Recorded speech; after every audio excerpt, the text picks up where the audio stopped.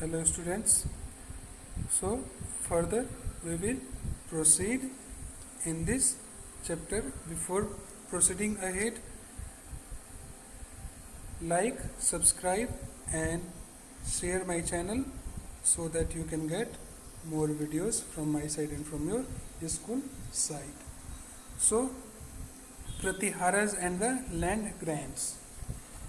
We receive information about the various activities of the king such as land grants, administrative wars, victories, titles through prasthi written on the behalf of king by learned men, and prasthis were recorded on stone slabs, copper plates, walls and तो उस समय के जो पहले की जो चीज़ें थी तो वो सारी चीज़ें कब किस चीज़ पे रिकॉर्ड होती थी? कॉपर प्लेट्स पे, स्टोन स्लेब्स पे, ठीक है ना, वॉल्स पे, टेम्पल्स पे बहुत सारी चीज़ें रिकॉर्ड होती थी, चीज़ों को मेंशन किया जाता था। तो उसको हम लोग क्या बोलते हैं? प्रस्थि, प्रस्थाई। वन प्रस्थाई written in Sanskrit and found in Gwalior. एक प्रस्थाई जो है संस्कृत में लिखा गया है और जो कि कहाँ पे मिलता है? ग्वालियर में, ठीक है ना। एक्सप्लेन्स द एक्सप्लॉइट्स ऑफ नागाभट्टा, ठीक है ना। नागाभट्टा के बारे में उसमें जो है उसमें पता चलता है, ठीक है ना, नागाभट्टा के बारे में। और पार्थियन किंग एज फॉलोज, तो क्या उसमें है? The Kings of Andhra, Sanda, Sindh, Vindhrava, part of Maharashtra and Kalinga, Odisha, fell before him as a prince, ठीक है ना। अब जो है he won a victory of Charukyudha, ruler of Kannauj. He defeated the king of Vanga, और उन्होंने जो है किंग ऑफ बंगा मतलब बंगाल, ठीक है ना, Andhra part of Gujarat, Malwa part of MP, ठीक है ना। तो इन सारी जगहों के राजा को उन्होंने डिफीट भी किया था नागाभट्टा, ठीक है ना। द चोलाज, चोलाज जो है ये साउथ के बारे में इसमें है। The South India as the beginning of our period of study there were only 3 kingdoms, ठीक है ना। तो मेनली 3 किंगडम्स ही थे, लेकिन बाद में ये बहुत ही अलग अलग टुकड़ों में बट गए थे, ठीक है ना। तो चेरा, चोला एंड पांड्या, मेनली यही 3 थे, चेरा, चोला एंड पांड्या, ठीक है ना। इस मैप में भी हम लोग देख करके समझ सकते हैं, यहाँ पे आप लोग का दिया गया है चेरास, चोलास एंड पांड्यास, ठीक है ना। तो यही मेनली 3 किंगडम था, जो कि फिर बाद में छोटे छोटे बहुत ही टुकड़ों में बट गया था, जैसा कि हम लोगों ने इसमें अभी देखा। चोलास, ठीक है। In south India at the beginning of our period these kingdoms have also been mentioned in Ashoka's edict, और ये किंगडम जो है अशोका के एडिक्ट्स में भी मेंशन किया गया है। The Pallavas and Chalukyas emerged in 4th century, ठीक है ना। पल्लवाज और चालुक्य भी इमर्ज्ड हुए, एक में मिल गए, ठीक है ना, इमर्ज्ड हुए, एक में उन्होंने मिले, उभर के वो लोग आए कब? 4th century में। They were initially minor feudal clan known as Mutriyar and were subordinate to Pallava king of Kanchipuram, ठीक है। The outstanding kings of Chola dynasty were राजा, ठीक है ना। तो चोला डेंसिटी का मेनली चीज़ पूछा जाएगा आप लोगों को, तो इसमें ध्यान देना है कि चोला डेंसिटी का जो मेन जो राजा थे उनका नाम था राजा 1 एंड हिज इलिट्रियस सन राजेंद्र चोला, ठीक है ना। इन दोनों का नाम याद रखना। 4th century, ठीक है ना, साउथ इंडिया।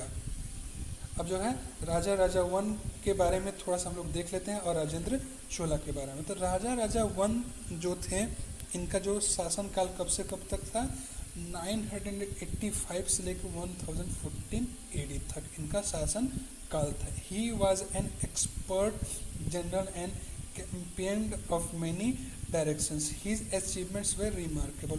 उन्होंने जो अचीवमेंट किया वो बहुत ही रिमार्केबल है, ठीक है ना।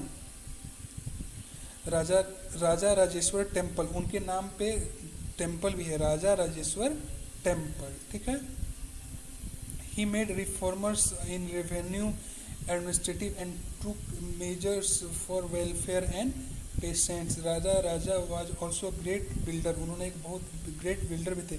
His most moment Raja Rajeshwar temple of lord Shiva, और वो जो है लॉर्ड शिवा, शिवा का जो है लॉर्ड शिवा का टेम्पल है। Dravidian architecture had no other specimen as fine as Raja Rajeshwar temple. अब है राजेंद्र चोला, ठीक है ना। राजेंद्र चोला भी उस टाइम के चोलास पीरियड के थे। तो उनका जो है शासनकाल 1014 एडी से लेकर के 1044 एडी तक इनका शासनकाल था। राजेंद्र चोला सक्सीटेड हिज फादर, अपने फादर के जगह पे उन्होंने गद्दी पे उन्होंने बैठा और शासन किया राजा राजा वन के जगह पे। The worthy son of worthy father, he raise the Chola power to his high water mark. He occupied the whole of Sri Lanka, और उन्होंने पूरा श्रीलंका पे भी आधिपत्य स्थापित कर लिया था, होल श्रीलंका, ठीक है ना। ही conquest the Bengal was the most important achievement of Rajendra, whereafter he assumed the title of Gangai Konda चोला, और उनको टाइटल भी दिया गया था गंगाई कोंडा चोला।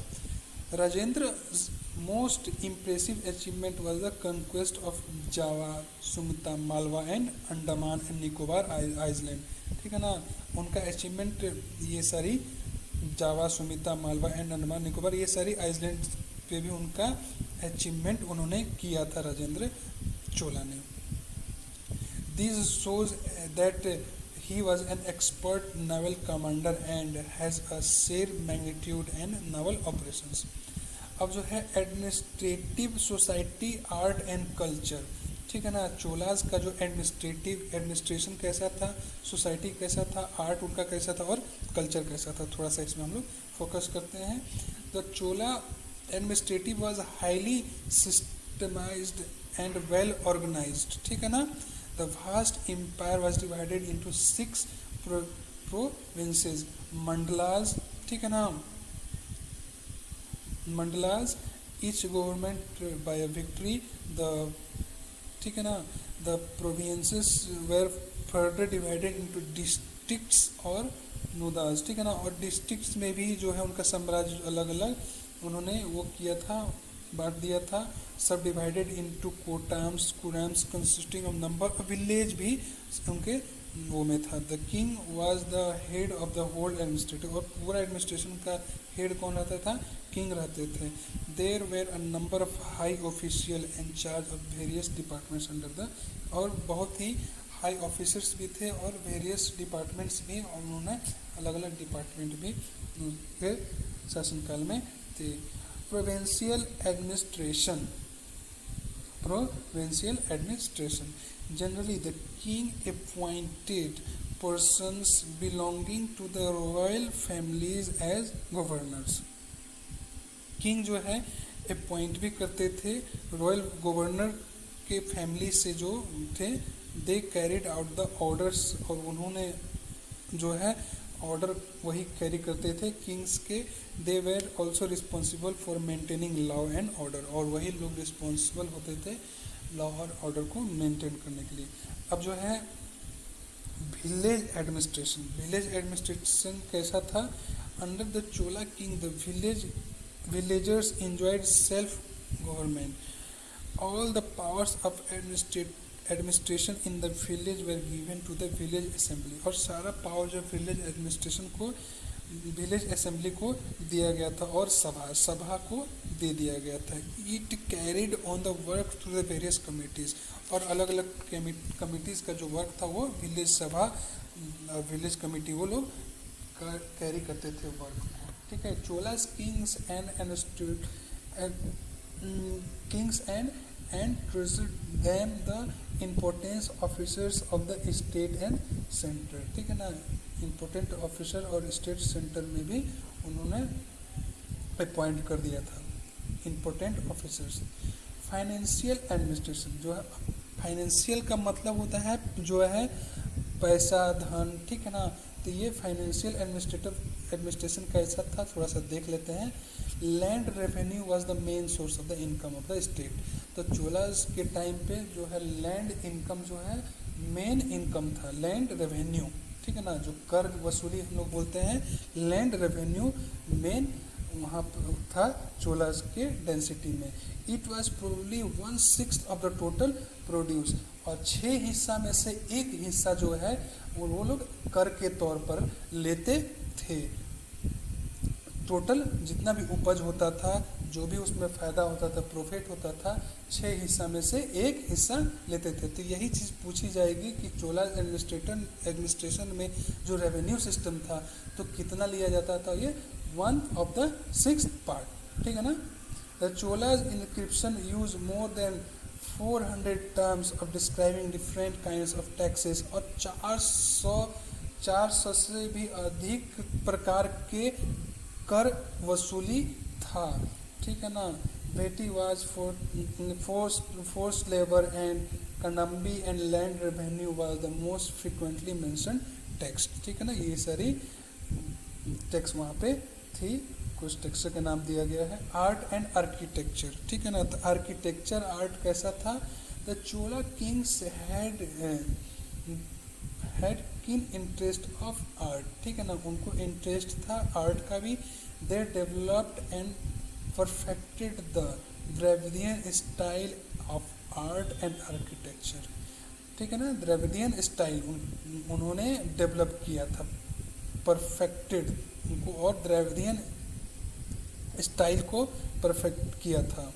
Specially bronze image. ठीक है ना, bronze image of dancing Shiva, जैसा कि इसमें हम लोग देख सकते हैं ये ठीक है, नटराज भी बोला जाता है इसको, Nataraja of Chola period dancing. इसमें शिव जी का एक जो है पिक्चर है, इस इमेज है जो कि लग रहा है कि वो डांस कर रहे हैं। ठीक है ना, जो कि ब्रॉन्ज इमेज है। The Cholas temple, Raja Rajeshwara temple and Tanjore built by Raja the greatest Cholas movement. Its main structure of 180 feet long and its great Shikhar tower 190 feet high. ठीक है ना, मेन स्ट्रक्चर 180 फीट, ठीक है ना, और 190 फीट शिखरा टावर भी है। The temple one time less is crowned by the huge dome. Its construction was started in 1000 AD and completed in 1000, और इसका जो कंस्ट्रक्शन जो 1000 ईस्वी में स्टार्ट हुआ था, 1010 ईस्वी में 10 साल मतलब कि उस कंस्ट्रक्शन को बनने में लगा था। ठीक है। The temple is an important landmark of the evolution of architecture in south India, और ये एक लैंडमार्क के नाम से भी जाना जाता है, इवोल्यूशन। ठीक है ना, साउथ इंडिया का इवोल्यूशन के बारे में जाना जाता है। ठीक है ना, कौन सा temple, the construction of Raja Rajeshwara temple, Raja Rajeshwara temple. The temple of Gangaikonda Cholapuram was built during the reign of Rajendra, और एक Gangaikonda Cholapuram south Indian name है। ठीक है ना, तो वो भी बिल्ड हुआ था Raja Rajeshwar one, another great monument, वो भी एक अनदर ग्रेट मूवमेंट वन। तो ये दोनों टेम्पल याद रखना है। राजेश्वरा टेम्पल जो कि कहाँ पे है, तंजौर में, और साउथ इंडिया तंजौर, और एक Gangai Konda Cholapuram was built prior another moment Chola period. Design and style are similar, दोनों का डिज़ाइन और स्टाइल सिमिलर है. फेमस टेम्पल है वो तंजौर राजेश्वरा एक्ट, वो भी कहाँ पे है, वो तंजौर में. फेमस टेम्पल है Raja Rajeshwara temple. The main temple build on the rectangle with 240 feet board. ठीक है ना, जो कि रेक्टेंगल पे बनाया गया, रेक्टेंगल के शेप पे. ठीक है ना. The mandapa of the temple has 150 supporting और 150 सपोर्टिंग पिलर्स इसमें हैं. सो ये चैप्टर टोटल आप लोगों का कंप्लीट हो गया है. और इसमें आप लोगों को डिटेल नॉलेज के लिए एक बार इसको आप लोग ज़रूर से ज़रूर इसको रीड करेंगे, ताकि और भी क्लियर हो जाएगा. और वर्ड मीनिंग कहीं भी दिक्कत होगा, आप लोग वर्ड मीनिंग ज़रूर जो मैंने आप लोग को दिया गया उसको देखेंगे. Also try to solve your exercise question and answer. ठीक है ना. Meet you in the next lecture with more lessons. Also like, subscribe and share my channel so that you can get more videos from my side and from your school side. Thanks for watching. Have a nice day ahead. Bye bye.